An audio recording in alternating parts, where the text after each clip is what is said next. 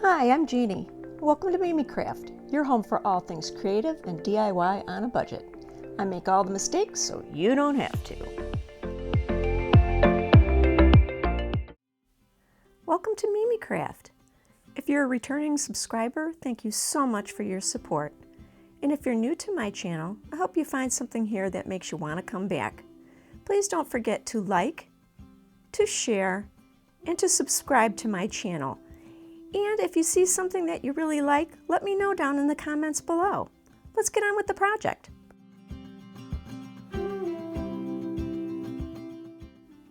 Today I'll be showing you some decor that I made for Easter to be used on a tray or tiered tray.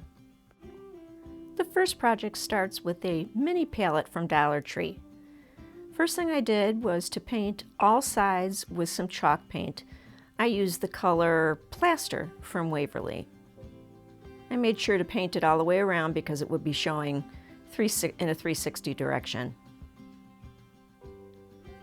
When it was dry, I used some 220 grit sandpaper to just dust it a little bit, just kind of make it look a little bit worn.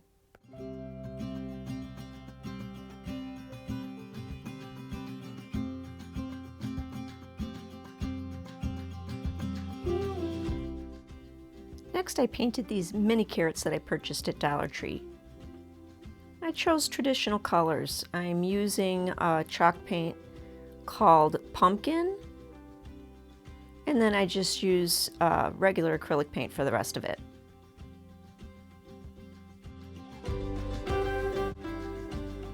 I used the apple barrel paint in the color called Holly Branch for the top.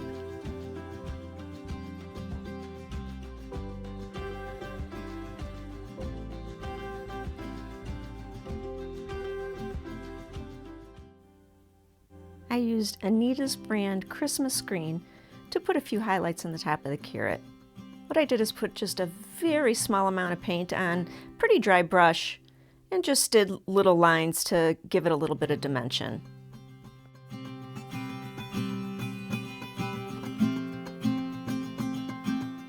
Used apple barrel burnt umber to make the carrot look a little bit more realistic.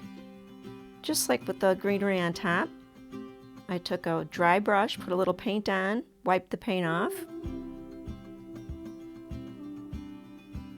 and then added some horizontal, very random lines, just kind of going left, right, to make the carrot look a little bit more real.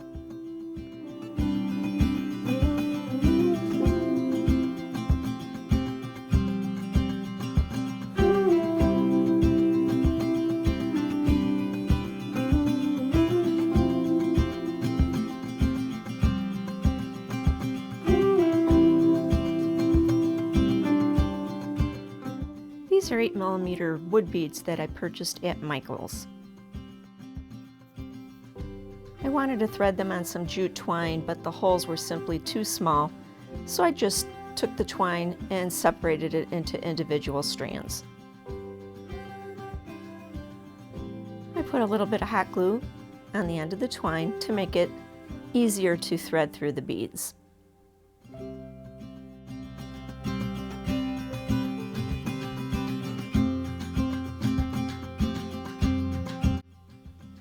After messing around with these beads a little while, I realized that this twine wasn't going to hold up. So what I did is I took the beads off. You can see it fraying here. It's just kind of falling apart.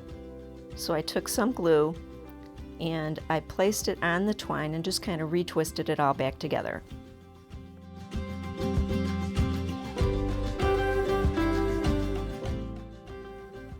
I played around stringing beads till I got the spacing that I wanted. You'll see here that I decided on 3 beads between each carrot. The carrots don't have holes in them to string onto the twine, so I'll be needing to glue those on. I used hot glue to glue the carrots onto the twine before I glued the twine onto the palette.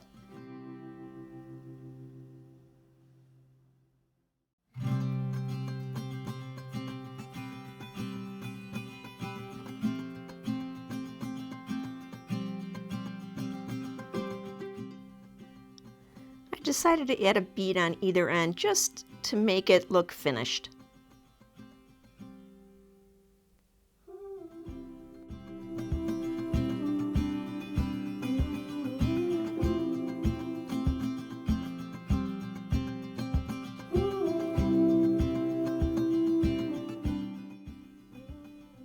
was looking a little plain, so I decided to embellish it with a couple little pieces of lavender.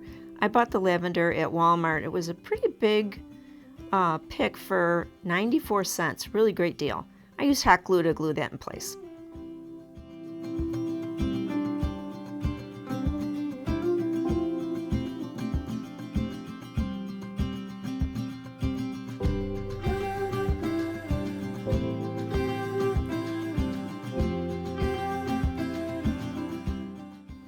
For the next project, I started with a wood slice from a bag I purchased at Dollar Tree. I needed this to be really round. First I tried just sanding it down.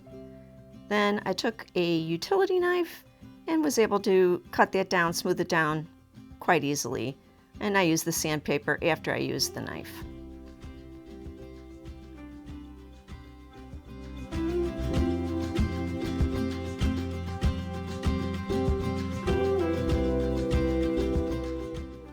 Next I used some bamboo skewers. I believe I purchased these at Walmart.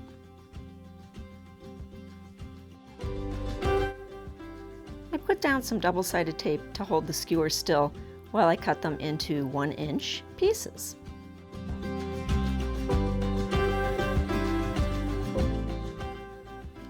I started out using utility knife, but then remembered I had a pair of miter shears, so all I did with the utility knife is make markings instead of using a pencil.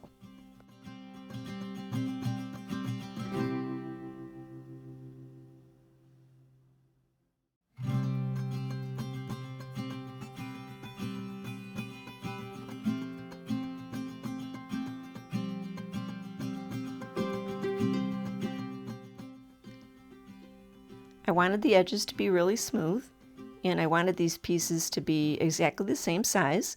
So I put down a piece of sandpaper and then rubbed the edges against the sandpaper until they were very flat.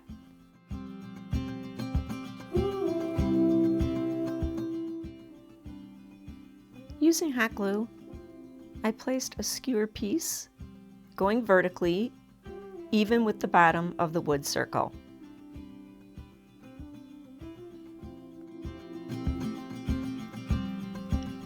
I used another piece of skewer as a spacer, and with the hot glue continued gluing the 1-inch pieces all the way around the wood slice.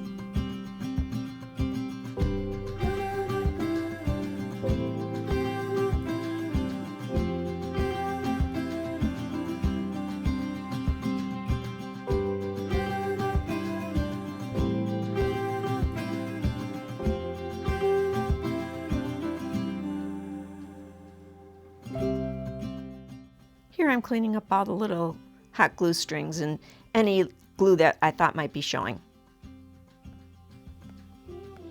I sanded the tops to make sure that they were all completely even.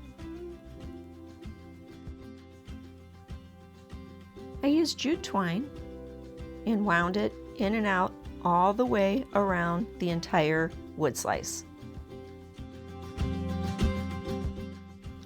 When I got to the end, I reversed and repeated the process. By reversing, I was able to get the twine to go back and forth in the opposite direction as it was before. In other words, as I wove back and forth, going upward, one row would be inside, one would be outside. It's easier to just watch the video instead of me explaining. I didn't count how many of those little skewer pegs I glued on there. You may find with the number you put on your wood slice that you can keep going round and round in the same direction. You'll just have to see when you make it.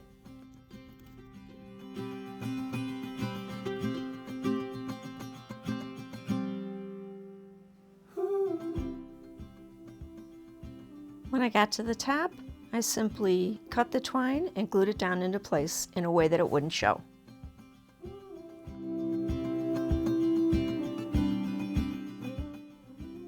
Here you see me doing the same thing for the bottom.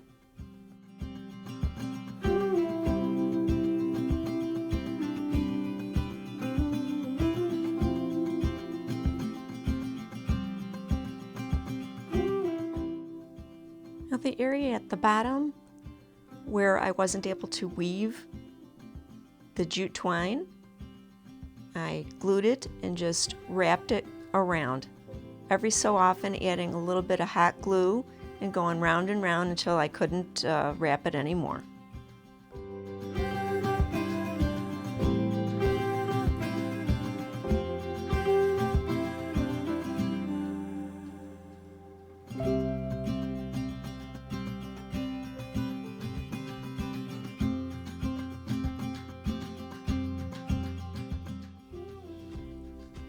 I did the same for the top as well.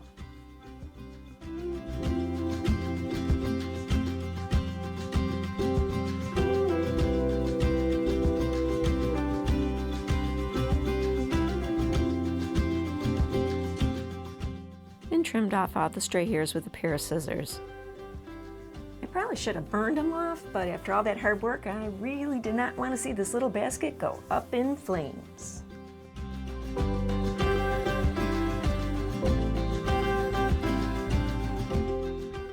Still a little hairy for my liking, so I guess I have to go back and give it more of a buzz cut.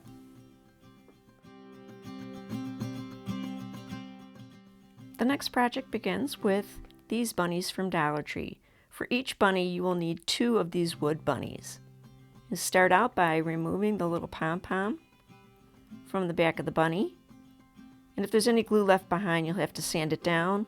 If it leaves any damage, you're going to have to use a little bit of spackle to fix that up.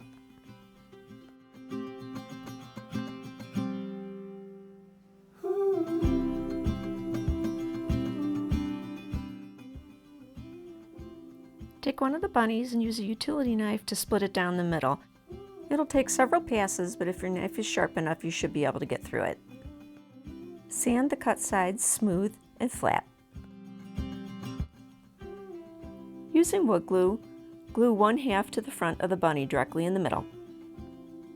I don't recommend hot glue because it will show too much. And repeat for the back side.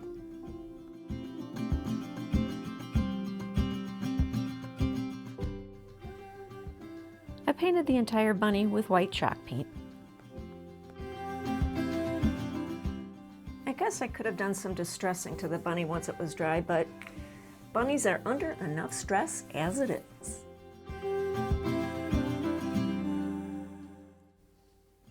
I used a pencil to mark where I wanted the eyes to be. I did it on the 4 front surfaces of the bunny, making sure that they all lined up with one another.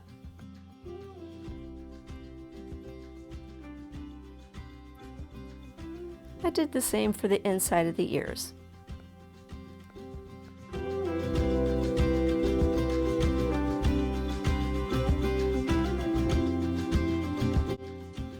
I used a Sharpie for the bunny's eyes, and I used pink acrylic paint for the inside of his ears.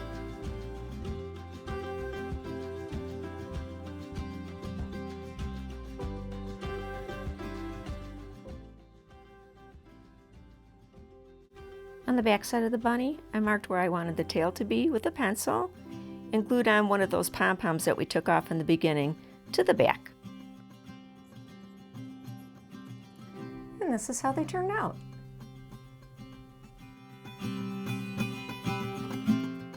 For the next project, I took 4 wood rounds and trimmed them with a utility knife to make them very round. After the utility knife, I did a little bit of sanding to make sure that they're smooth.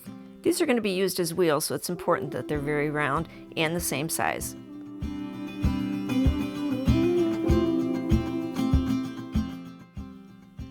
Next, I started with 6 popsicle sticks, 4 of which are going to be 4 inches long, and 2 are going to be 4 pieces 2 inches long. I started by cutting off the ends of the popsicle sticks so that I could measure them.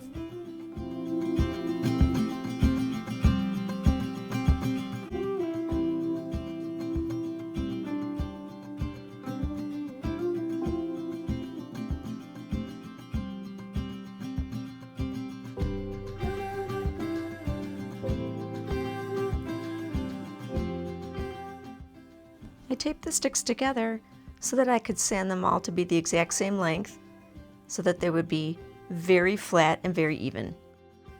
I did the same for the 2-inch pieces. Next, I marked and cut 6 1.5-inch pieces. This is what you should end up with. This is how I assembled the pieces. I did use hot glue for this part. It's best that you just watch what I do rather than me narrate.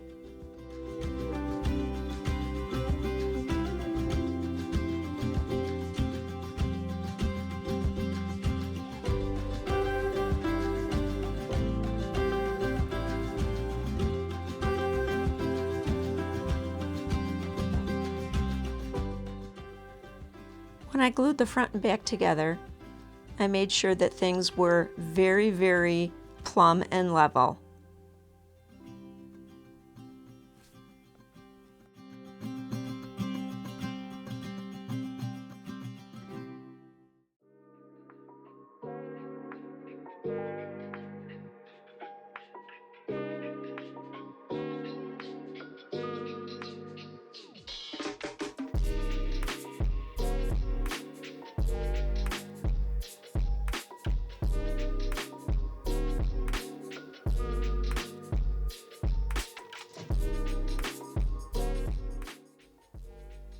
And give the edges all one last sand to make sure there wasn't any glue sticking out and making sure everything was nice and even.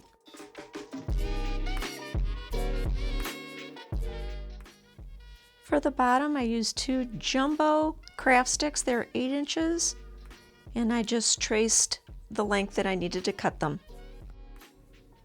I then glued on the wheels.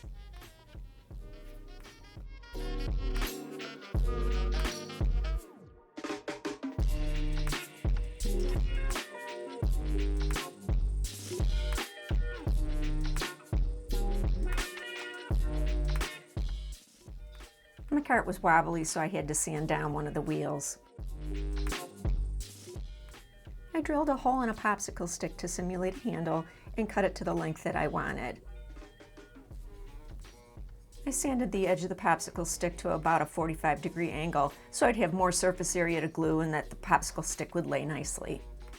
I'll glue the handle on after everything is painted. I decided to dry brush the cart rather than paint it and sand it back. I just thought it would save me a little bit of time. So I painted all sides of the cart. I left the wheels just as wood.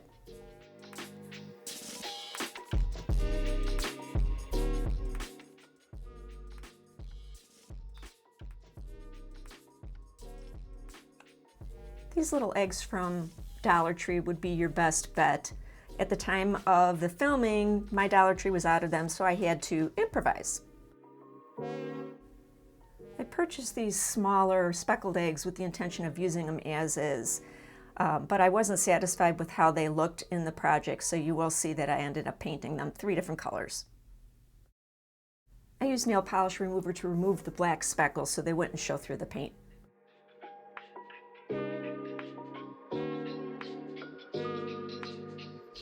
I used white chalk paint as a primer. I used the pumpkin color mixed with white paint to create a peach color. I used red, blue, and white to create a lilac color. I used more red than blue. I was unhappy with the yellow I chose for the eggs, so I took this yellow, mixed it with white to create more of a pastel color. This is how they turned out.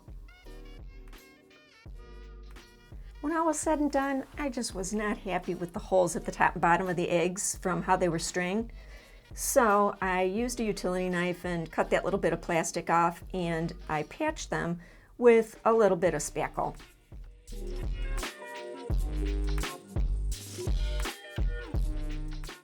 To decorate the cart, I used this floral moss from Dollar Tree.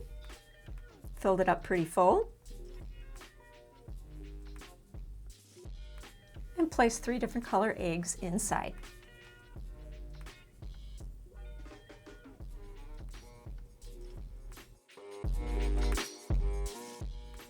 And this is how my little cart turned out.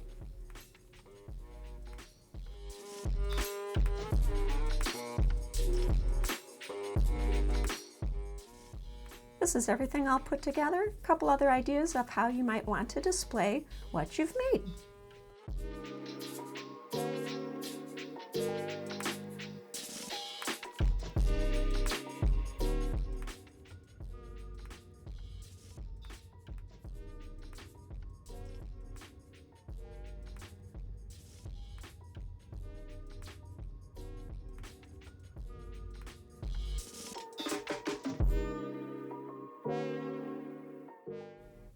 Thank you so much for watching.